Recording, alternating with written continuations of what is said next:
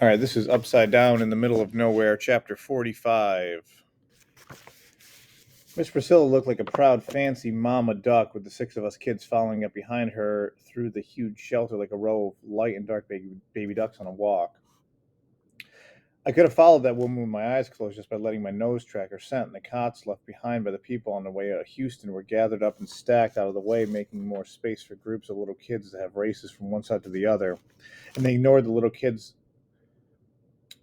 They ignored the tired-looking orange-haired man every time he hollered for them to stop running inside. They knew he was just doing his job, but if they couldn't run inside, where were they supposed to run?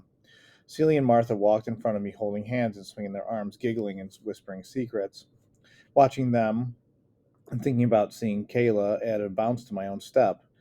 "All right, y'all," Miss Priscilla said and turned to face us. "Come on, now scoot yourselves up on here."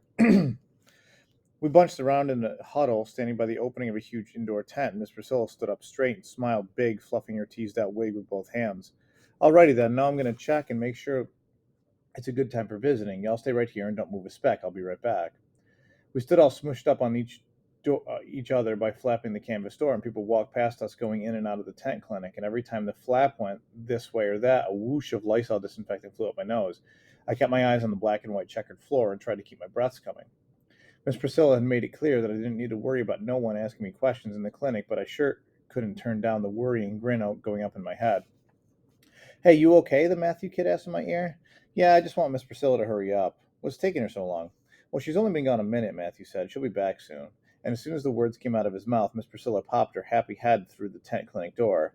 "Y'all follow me now and stay close, no wandering," and she used her pinched together finger and thumb to pretend she was zipping her mouth shut. Celie and Martha copied her, and I even see Celie pretend to throw away the invisible key.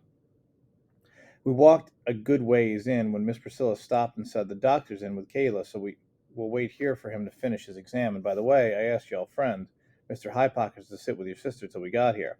The nurses hadn't say he hasn't left her side." "That's cool," Matthew said. "It sure is," Miss Priscilla beamed, "and helpful too. It's nice to have someone making sure Kayla girl doesn't pull out her IV." "IV?" My stomach tightened up.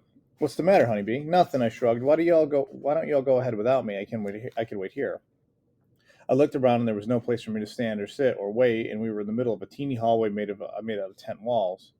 "Kayla will want to see you, Armani," and Celia looked at me with mama's eyes, and I looked down and traced the outline of a square with my boot toe. "Well, I'll see her as soon as she's feeling better." "Well, if Armani's not going, then I'm not going," Celia said, and folded her arms up tight across her chest, and a lady with a crying, coughing baby scooched by and shot a crusty look at the group of us clogging the skinny hallway. "Yeah, I agree with Celia," Matthew said.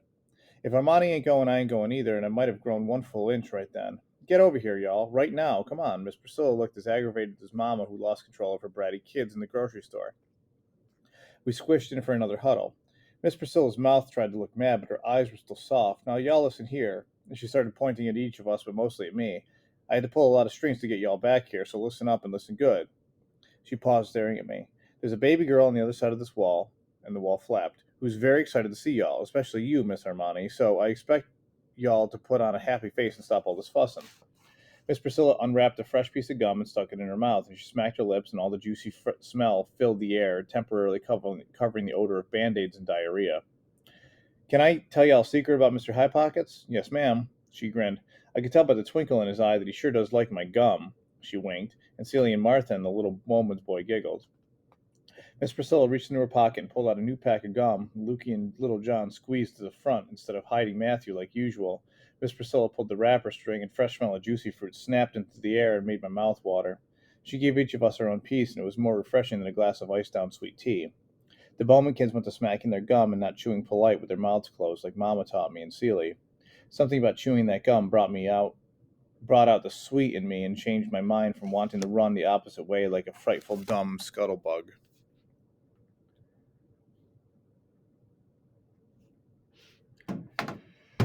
Chapter 46. A soft hum came from somewhere in the room, not the annoying kind of hum that came from the gray light at night. This was a nice soothing hum. Mr. High Pockets was his usual slap happy self, sitting up in a big old rocking chair next to Kayla's bed. When he'd seen us, his grin went so big and real that we knew he'd made his day just by walking in. Mr. High Pockets pulled me in for a hug with the strength I didn't know that he had. While the other kids were saying all their hays to Mr. High Pockets, I stood over Kayla, who was lying on her back in the oversized metal crib, and I couldn't take my eyes off the tube hanging out of her arm. Go on, Honeybee, Miss Priscilla said. You can pick her up. And Kayla's arms went straight up into the air, begging me to hold her. Miss Priscilla must have known that I was nervous about touching my own sister, because without saying one word, she lowered the side of the bed and scooped up Kayla. She plopped her up against me, and they had the ivy tube tucked somewhere I couldn't accidentally yank it out of her little arm. Are you feeling better, Sissy? Silly asked. Kayla nodded and grabbed me with both hands and hugged my head, and we stood there taking up space around the crib, filling the curtained room with the smell of Miss Priscilla's gum. Mr. High Pockets closed his eyes and pulled in a long breath with his nose, and he smiled and opened his twinkly, happy eyes, and it was impossible not to smile with him. The hum got louder and more familiar, causing an uneasy feeling to come over me, and the look on Celia's face let me know she had heard it too. Kayla was fidgeting so much it took everything I had to keep from dropping her, and the girl wouldn't leave my lip alone. She must have been the smell of my gum that had her wanting to pull my mouth right off my face. And I took hold of her little hand as careful as I could on account of the tubing and all, and I moved it away from my face at least 10 times. But as sure as the muscadine grapes turned purple in August, that girl reached right on top and had it some more with my sore lip, stretching it out like she was going to pull it right up over my head. Stop it, Kayla.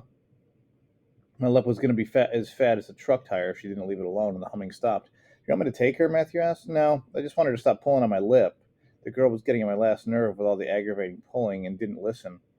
I could tell she was feeling better. The curtain moved behind me, and someone on the other side was trying to open it, and Caleb reached over my shoulder and slapped the sheet curtain. The curtain slid across the metal bar until it got stuck and came to a stop, and the person on the other side yanked it and tugged, but the curtain wasn't budging. And I turned and set Kayla back down in her crib when the baby sister grabbed a fistful of that curtain wall and pulled hard, and the whole stupid thing came tumbling down. And the curtain fell like a suffocating parachute over the top of me, and I heard Celie gasp.